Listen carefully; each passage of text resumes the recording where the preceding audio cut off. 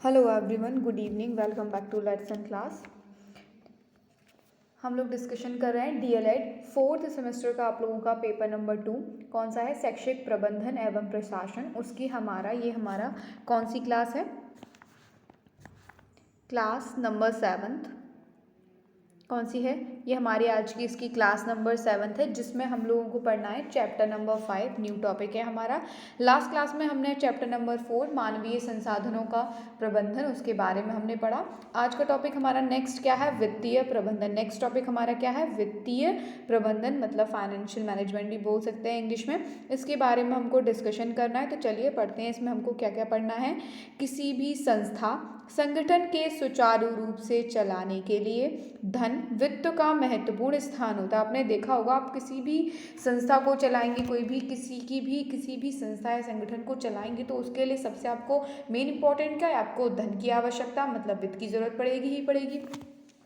किसी संस्था संगठन की सफलता अथवा असफलता का आकलन करके वित्तीय प्रबंधन के स्तर पर जो है क्या किया जा सकता है, मतलब कोई भी संस्था सफल है असफलता है, उसके कारणों का उसके बारे में जानना, उस किसके जरिए पता कर सकते हैं आप, वित्तीय प्रबंधन के स्तर पर जो इसे पता किया जा सकता है। उत्तम शिक्षा व्यवस्था शिक्षा विकास का एक आधार है। क्या है, उत्तम शिक्षा व्यवस्था जो होती है वो शिक्षा विकास का एक आधार है। और अच्छी शिक्षा व्यवस्था शिक्षा की वित्तीय व्यवस्था पर निर्भर करती है। एक अच्छी शिक्षा व्यवस्था जो होती है वो शिक्षा की वित्तीय व्यवस्था पर निर्भर करती है। वित्तीय प्रबंधन के उद्देश्य, किसके, वित्तीय प्रबंधन के उद्देश्य निम्नलिखित हो सकते हैं। वित्तीय प्रबंधन के उद्देश्य देखिए क्या हो सकते हैं।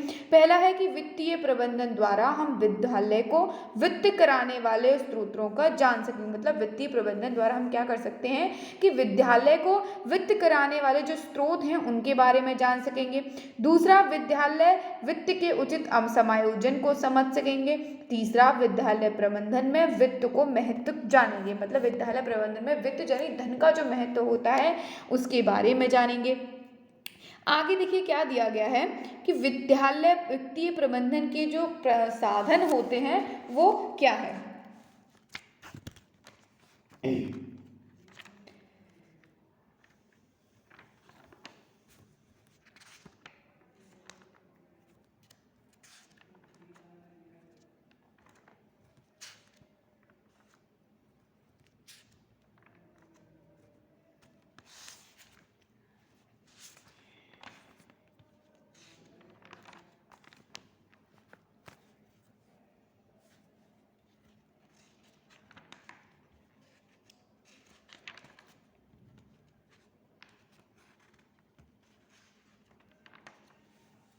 पहला, विद्यालय अनुदान। पहला क्या है, विद्यालय अनुदान। इसमें हम क्या पढ़ेंगे कि विद्यालय के वित्तीय प्रबंधन हेतु राज्य सरकार से अनुदान प्रत्येक विद्यालय को क्या होता है, प्राप्त होता है। और यह अनुदान जिला विद्यालय निरीक्षक या बेसिक शिक्षा अधिकारी द्वारा प्रत्येक विद्यालय को क्या किया जाता है, प्राप्त होता है। और इसी अनुदान से विद्यालय के खर्चे चलते हैं और अब शिक्षकों का भुगतान भी इसके द्वारा ही किया जाता है। ठीक है, ये वित्तीय प्रबंधन के साधन क्या होते हैं। पहला होता है विद्यालय अनुदान, जैसे आप मान लीजिए कि विद्यालय के वित्तीय प्रबंधन हेतु राज्य सरकार से किसका अनुदान प्रत्येक विद्यालय को दिया जाता है। और यह अनुदान देता कौन है, जिला विद्यालय निरीक्षक या फिर बेसिक शिक्षा अधिकारी द्वारा यह हर एक विद्यालय को दिया जाता है।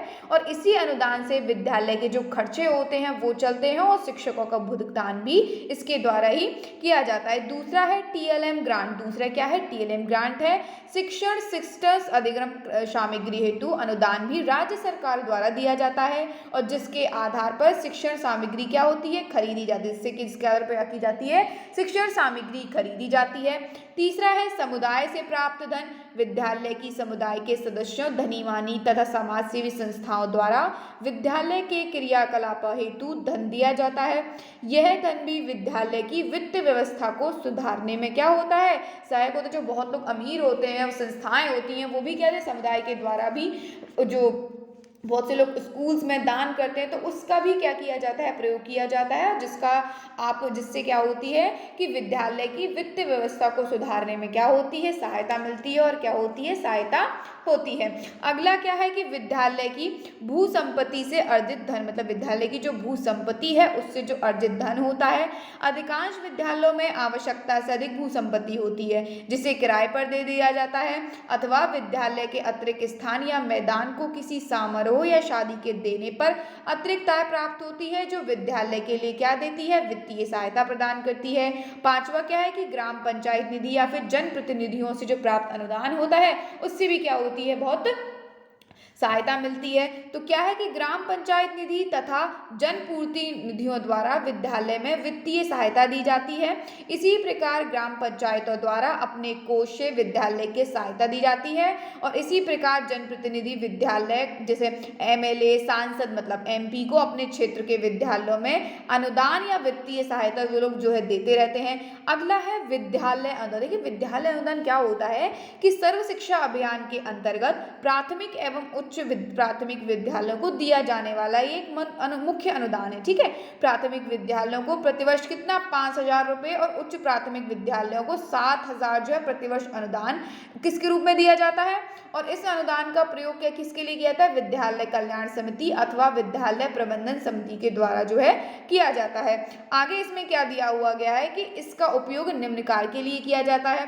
फॉर एग्जाम्पल आप ले लीजिए कि एक तो विद्यालय के उपकरण की मरम्मत हेतु, दूसरा है बच्चों के बैठने हेतु फर्नीचर, दरी, चटाई आदि को आप खरीदने में कर सकते हैं। तीसरा है आवश्यक स्टेशनरी जो होती हैं उनके लिए खरीदने में कर सकते हैं। चौथा है पुस्तकालय के सामान के लिए, जैसे पुस्तकालय में आपको किताबें वगैरह खत्म होंगी उनके लिए आप इसका प्रयोग कर सकते हैं।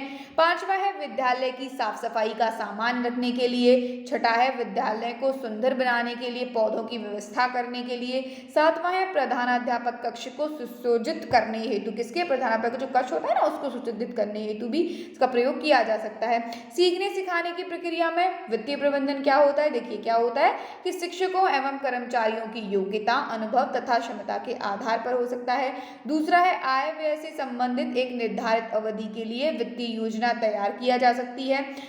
और तीसरा है कि विद्यालय की कार्यक्षमता निर्धारित कर सकता है तथा शिक्षकों एवं कर्मचारियों की संख्या निर्धारित कर सकता है। चौथा है विद्यालय के समस्त कार्यक्रमों को महत्व की दृष्टि से शक्ति एवं साधन के अनुसार गति प्रदान जो है कर सकता है। अगला है कि शासन द्वारा दिए गए धनराशि का उपयोग करते समय किन बातों का हमें विशेष ध्यान रखना चाहिए कि वस्तु को खरीदते समय आपको ये देखना चाहिए कि उसकी गुणवत्ता क्या है, उसका आपको विशेष रूप से ध्यान रखना चाहिए। वस्तु को बजट के हिसाब से खरीदना चाहिए। मान लीजिए आपका बजट इतने का नहीं, आपने महंगी वस्तुएं खरीद ली, नहीं, जो आपके अनुदान का जो आपके पास पैसे हैं उसका बजट है उसके अनुसार आपको समझना चाहिए। तीसरा है कि क्रय और भुगतान के समय उचित जो नियम होते हैं ना उनका क्या करना चाहिए, पालन करना चाहिए। तो वित्तीय प्रबंधन में हमको इतना ही पढ़ना था। तो चैप्टर नंबर ये हमारा 5th, चैप्टर नंबर 5 हमारा फिनिश हो गया।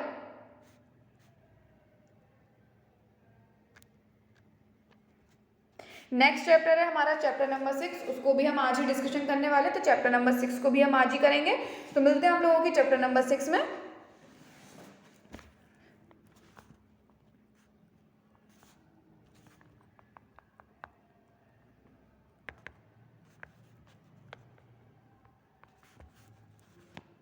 चलिए मिलते हैं आप लोगों की नेक्स्ट क्लास में।